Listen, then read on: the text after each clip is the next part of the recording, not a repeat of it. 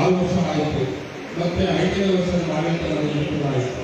ನಮ್ಮ ಆಡಳಿತ ಮಂಡಳಿ ಏನೇನು ತೀರ್ಮಾನ ತಗೊಂಡ್ರಿ, ಹಾಲು ಉತ್ಪಾದಕರ ಪರವಾಗಿ, ಹಾಲು ಉತ್ಪಾದಕರ ಸಹಕಾರ ಸಂಘಗಳ ಪರವಾಗಿ ಅಭ್ಯರ್ಥಿಗಳೆಲ್ಲರಿಗೂ ಕೂಡ ಏನು ದೃಷ್ಟಿ ಬಂದಿರ್ಬೋದು. ಅದಕ್ಕೆ ಎಲ್ಲರೂ ಕೂಡ ಸಹಕಾರ ಕೊಡಿದೆ. ನಿಮ್ಮೆಲ್ಲರ ಸಹಕಾರದಿಂದ ಹಾಲು ಉತ್ಪಾದನೆ ಜಾಸ್ತಿ ಆಯಿತು.